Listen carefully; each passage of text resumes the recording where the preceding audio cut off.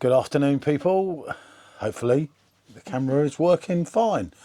So, as we've seen from the thumbnail, we're doing Life and Death. Now, this is a keg that we've done before on release date, and we haven't actually had it since. Michelle was sampling it, shall we say, last night. I know we look like little and large. The height advantage is I have to be like this, don't I? Yeah. I did try sitting on the chair, but then you only saw my hat. Hat for RW, Robbie Williams, by the way. Obviously, we're in the conservatory because it's 3 degrees out there. It's not much warmer in here. I've got the radiator on double, haven't I? Yeah. The other radiator is hidden by junk. So you won't see the pour. I think you're going to do the pour, aren't you? Yeah, I'll give it a go. This one has been quite lively. It has been lively, and unfortunately, unless it's changed, it's at 2 degrees when it's set at 7. I can't know what is going on with that. But we're going to use the Perfectdraft. I can't find the Vocation glasses. Okay. And that one's clean, so that's something. She'll do the pour. As I say, I don't know how lively it's going to be because it has been. It was a nightmare last night.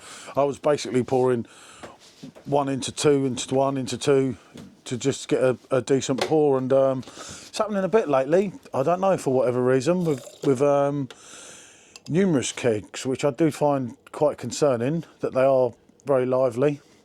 I say Life and Death Vocation, you can purchase it in cans in your supermarket, but it is a keg that we did enjoy first time around. 6.5. It's got a little bit of go to it, hasn't it? Let's be honest. That is still really lively. Dear, it's got worse than yesterday. Yeah, well, probably my pouring's not as good as yours either. Look at that. Oh dear. Michelle has done the elite exclusive 5-finger head. Right, let's settle for a minute. Yeah. Okay. I don't know. I'm losing the wheel with it all at the moment, isn't it? Because it is. It's difficult. I can't. If I complained about every keg, I'd be having a lot of issues with them. And let's be honest, unless you get that on a deal, I was lucky enough to get that on a deal. You do pay top dollar for that keg. You don't expect this. And the worst thing is, we didn't have a video set up if you wanted to show them. If I go and pull the next one now, it comes out all right. And you're like, as I say, I was doing 2 to 1 to yours yesterday. That's why the glasses kept changing over when it was on a YouTube live. But yeah, this is a decent keg, as I've said. Don't get me wrong. It does hit a lot of notes. It hadn't warmed up either. Huh? It hadn't warmed up either. It's still at 2. Yeah. And if you press the machine, It's set at 7, yeah. Not great, but it's settling a little bit. Yeah, you get that maltiness, and it's predominantly grapefruit, isn't it, for the fruits? Yeah, definitely getting a real citrusy note in there as well. Yeah, it's always very zesty, isn't it? I mean, I remember we got the keg pack, didn't we, if you remember, when it originally came out. 2 years we haven't had that for. It wasn't last year, it was the year before. And if you remember, you got the little glasses that you were meant to go back. We never sent them back. Or we meant to destroy them. And you just rubbed the itching out at the bottom. Yeah, I just gave it a real good clean. Just to get glass. It was fine. And they refunded us for it, didn't they? Yeah. For the glasses. So, yeah, give it a go. Okay. That's a nice head on that. You like a good head, don't you? You'd have to on this, wouldn't you? Blimey. As I say, you can see the colour of it. It is slightly cloudy, isn't it? It does have a slight haze to it, yeah. It does, doesn't it? But that for me, this is quality, I must admit. But this was, as I say, I was drinking Hasselroder last night, and I could really smell it. as I was pouring the grapefruit and everything. I really like the fruit taste of this. You are getting some tropical notes. You are getting that grapefruit kind of zesty. I haven't got the boards. Yeah, no, yeah. I mustn't forget them. Yeah. That's one of them things. For me, this is really, really refreshing. Went down a treat. You don't notice the alcohol in this. No, it is quite well hidden. It's well hidden in this one. But it's a solid IPA, isn't it? You've got your fruit all the way through. You get hit with quite a hop on the end. You do get that hop. You know you're having an IPA compared to a pale ale. Yeah, slightly piney in there at the end as well. You'd think that was the beginning of the keg, wouldn't you? It's got like, I don't think I can show you on it. It's like got a peak. Yeah, it's like a mountain settling in the middle. It's like somewhat odd, shall we say. But it's a keg that delivers, isn't it? Yeah. this one for me, I knew I liked it, but then sitting and actually drinking it It does. and having a few good pints of it, it really was growing on me. The flavours Well, it was just really refreshing. if you look back on yesterday's live, you can tell, especially towards the end, that they were going down, and they're certainly not watered down. None of that in this watering hole, is there? It's a great drink. I'm no IPA fan by any means, but this one delivered. I got hammered on this and never brought it again. Yeah. If you remember one of the kegs, oh God, did I? It's one of the few IPAs that you've really, really got into. It's one of my favourites. Yeah. With the grapefruit. Yeah. I like Elvis juice.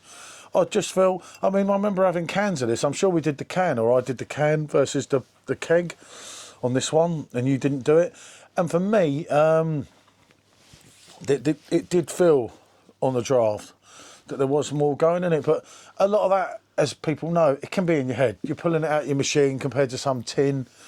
You think you got the tinny effect on the tin when you haven't always. We know that from Hackney Church. Yeah. Like these, It's not always the case. these Vault City ones, although they weren't very good predominantly, but they don't taste tinny and they're in a tin. And I think sometimes people look into it, read into it too much. I've always thought you sometimes do that. You sort of like, and I'm thinking, well, I don't taste the tin in this, but we're all different, aren't we? So what can we say? You know, I was even going to dress up for today's live, and then I looked at changing my clothes and thought, it's that cold, I don't want to get changed. But that's a yes all day long. They haven't altered it. And one thing about revisiting a keg 2 years down the line, sometimes on certain kegs, I feel that they've You're lost. not getting the same quality. Well, Stella Unfiltered. Not as good. This It's changed. Yeah. This is just as good as it was. And that is got to be Vocation's finest, I would say. You'd be hard to argue against it, because how can you? It's a great keg, you know. But if you're paying 42 quid, that's nearly £3.50 a pint. That's a lot of money for that. Although it is 6.5, so you are getting a bit of from it. But this is. I could drink that. That's one of the IPAs I could drink quite easily. That's a definite. I remember what I rated it last time. I think we gave it something like 9 out of 10. Yeah, I was thinking along those lines this 8, time. yeah. So yeah, this will get 9 out of 10 for me. I'll go on a solid 8. And would I drink it again? Yeah, definitely. That's even something that, when you see Vocation, you don't get it a lot round here, but in a bar, and you see that, you're like, oh yeah, and that's a good little addition. Definitely. It's a yes. It's delivered. It always has, hasn't it? Yep. I can't say anything nicer than that. You've got your hop skip from Vocation as well on the machine. If you haven't tried that, that's a cracker as well, isn't it? Yep. I think that's slightly less on the ABV.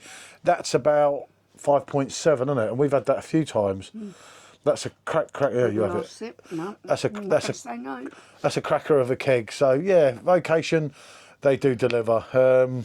They do something that Brewdog tend to not do so much, shall we say? But it's great when you've got a keg and it's good. Obviously, the pouring, as I said at the beginning, is an issue, and it's an issue that I keep pointing out. I'm not going to go, as I say, complaining to them every time, because they're going to get bored. I don't like me that much anyway, but I don't know why.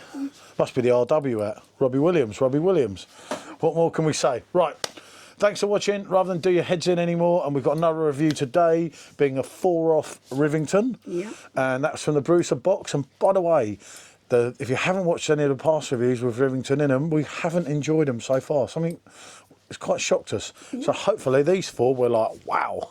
Yeah, we're hoping these are going to be good ones. More your thing than mine in a way, but I just join into it because she gets scared on her own. Maybe it's the size, isn't it? I couldn't get her a step or something, so we kind of looked level, you know, with the size of me and the size. It looks like there's something wrong here, doesn't it? Right. Thanks for watching, everyone, and Happy New Year soon. Bonjour.